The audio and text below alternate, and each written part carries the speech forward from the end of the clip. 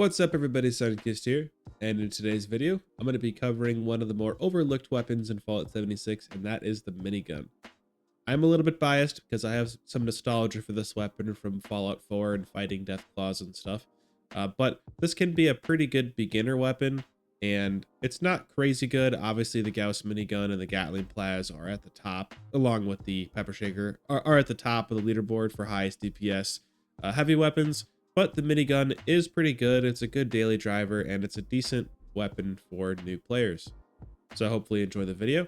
If you do, hit the like button, subscribe, hype the video, and I'll catch you at the end.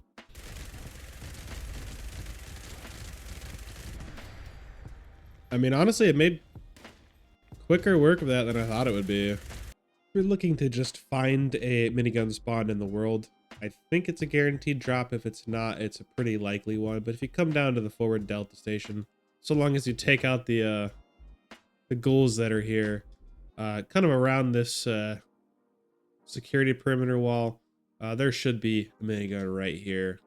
Looks like a magazine spawned here too. There's also a couple other goodies around here that you can pick up as well.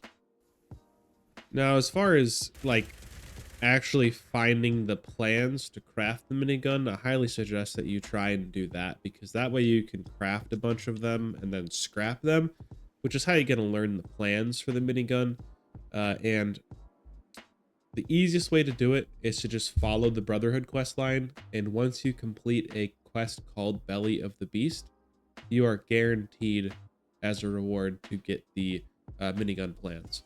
You can also find it on miscellaneous enemies around the map. You can, find it on behemoths, deathclaws, fog crawlers, grafted monsters, hermit crabs, honey beast, megasloth, mothman, scorch beast, sheep squatch, and just boss enemies within the ash heap, mire, and cranberry bog region. That's going to take a lot of time, kind of just trying to sift through enemies. Just do the Brotherhood quest line and you'll get it. All right, we're at the Grindstone Arch. Gonna test this on a super mutant behemoth and see how we do. Gonna get a couple stacks of our adrenaline up here before we go and fight the behemoth. As you can see, this thing does not really use much AP at all. All right, now that we got that going, got our Psycho buff going, got a few stacks of Bulletstorm. Let's see, what level do we have? Is he level 100? He's level 60, but that's all right.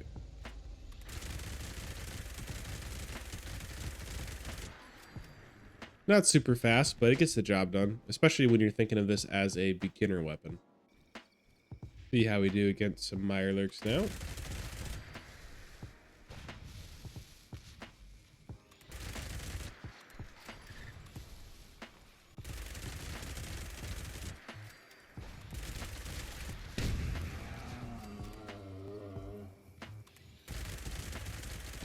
As you can see, this thing just barely uses AP.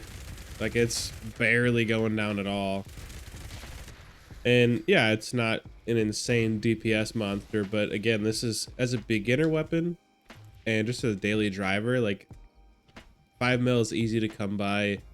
Miniguns are pretty easy to get. Yeah, overall, I like it so far. See how we do against an Assaultron here. Oh, I guess, sorry, Sentry Bot, and it is legendary, so this probably will give us a little bit of a challenge, but we'll see how we do. We'll keep our Bulletstorm stacks here. Actually targeted Fusion Core here. So it definitely took some ammo, but we got it done. I think it took about 200 rounds, which, given that this is doing on paper like 35 damage or something like that, I don't think that's totally accurate, but that's pretty decent. All right, we're gonna go ahead and see how we do against some super mutants. One thing that's nice about the minigun is it is a really nice manual aiming weapon, because it has almost no recoil at all, as you can see here, and it makes pretty short work of these super mutants just manually aiming. Don't have to try too hard.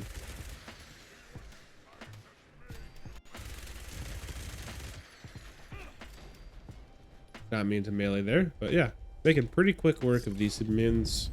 Great manual aiming weapon. If you have it kitted the way I do, there's almost no recoil, no spread. This thing is just a laser beam.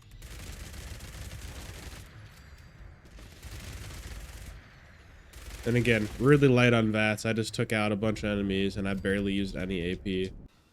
All right, let's see how we do against a Scorch Beast. Make sure I have my buffs going here. Looks like we have, yep, we got our Mega Sloth Soup going still. Take our Psycho buff here.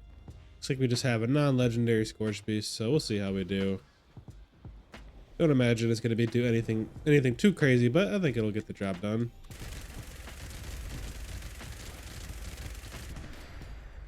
I mean, honestly, it made quicker work of that than I thought it would be. Now we're just inner element doing crowd control with this thing.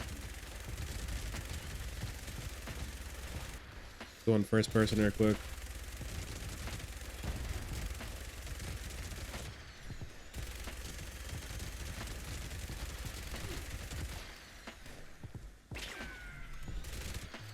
I mean, honestly, this thing, it kind of makes me nostalgic as well for the minigun in Fallout 4, especially that kind of first mission when you fight the Deathclaw. Yeah, this thing's pretty sweet. Gonna do one last test here. Try it on some Snallygasters over at the... Where am I at? The Flooded Train Yard. Snallygasters can be a little bit of tougher enemies sometimes, so we'll see how we do against them. I mean, that melted pretty quickly there.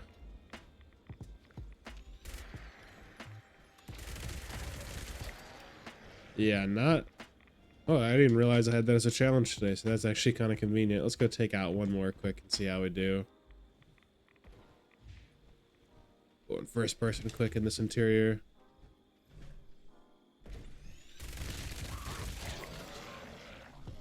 Puts up a respectable fight against the Snallygasters. Starting off with our weapon here today, we have the minigun, as you can see by the title of the video. Legendary effects we're going to be running are Furious, Weapon Speed, less AP cost. If I had a Conductor's 4-star box mod, I would put it on here, but I don't right now, so this is what I'm rocking. The actual modifications are Accelerated Barrel, Standard Sights, and No Muzzle.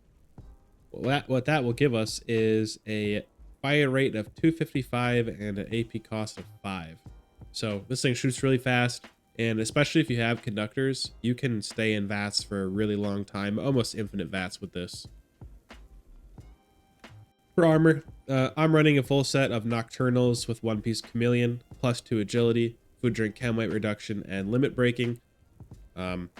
If you're a newer player, don't worry about this quite yet. Just get your hands on a set of power armor. I suggest doing the Brotherhood quest line and getting the Hellcat power armor. You get it just from doing the Brotherhood quest line. Don't stress over this too much just yet if you're a new player, but just figured I'd show it. For mutations, I am running Bird Bones, Eagle Eyes, Egghead, Herbivore, Herd Mentality, Marsupial, and Speed Demon. I keep forgetting to add it, but I would run Adrenal Reaction here as well if I had it. And for the buffs, I run a Mega Sloth Mushroom Soup or Blight Soup. Either one works because I'm an herbivore to get extra crit damage. And then, not active right now, but I also take a Psycho buff. So moving on to the actual point allocation here. Here's our special point allocation. And mind you, this is our endgame build, so I do have legendary cards all maxed out. And I will show a version of this build where it is... for new players without any legendary cards at all.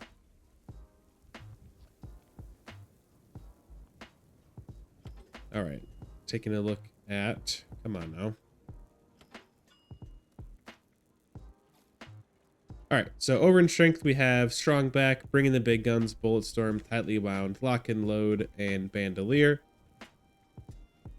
Definitely want to play into the Bulletstorm mechanics with the minigun if you can. Number Cruncher, Tank Killer, Concentrated Fire, mostly for the extra damage here, Awareness, and Eye of the Hunter, since we are playing as a ghoul character. And the reason I chose these is when you do the short barrel on the minigun, the range kind of gets a little reduced, so I wanted to keep some of that VATS accuracy, so that's why I have these 2 perk cards here.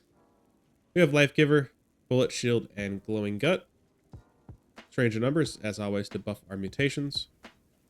Power user, demolition expert, science, batteries included, and science monster. These are all not really needed. This is just, I also use this build for my Gauss minigun, so that's why I have these on. The only ones you honestly really need here probably is power user, and if you're running bloodied, you'd probably, run nerd rage here. We have all the onslaught and gunslinger cards maxed out here. One rank of gun fu just so I can switch between targets and VATS. And then over in luck, we essentially just have a VATS critical build here. Being a ghoul is very convenient because you can also run glowing criticals and faulty spots. Now moving on to the newer player / low level build here. I forgot to mention, but here are the legendary perk cards for the endgame build. It's mostly just special cards maxed out, taking one for the team. I always just leave follow through on because I do farm Uno6 Guardian occasionally, and I don't feel like unequipping and re-equipping this card, so I just leave it active. You could sub this out for something else, potentially another special legendary card. All right, so here's a build. Let's assume you've, completed the main quest line. Maybe you're level 50 to 200 or so. So what I've done then, just to account for, you might have all of your legendary perk card slots unlocked, or a couple of them. Maybe you've been able to get a total of, 5 special points extra between all of your slots. So essentially I factored that in here. But here's the special point allocation. And then here is the build that I came up with. For this one, we're not going to use... we're going to spec a little bit more into trying to do some limb damage. So I put an easy target and scatter shot as well as tormentor. And I kind of just have bare bones perks here, so feel free to copy if you'd like.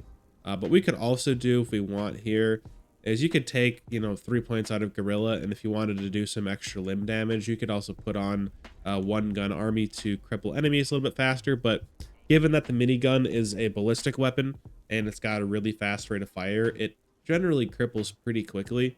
But you can add that instead of, running some of these. You can find somewhere to make room for it. Thank you so much for watching to this point of the video. I really appreciate it. If you haven't already, hit the like button and subscribe to stick around for future content. Hype the video, as it's the best way to push this video out to a further audience. And I'd like to know, how are you liking the new season of the Fallout TV show so far? Have you watched the first season? Don't leave any spoilers in the comments though for those that have not seen it. I would just like to know if you're enjoying it so far. Thanks again for watching. Catch you in the next one, and see ya.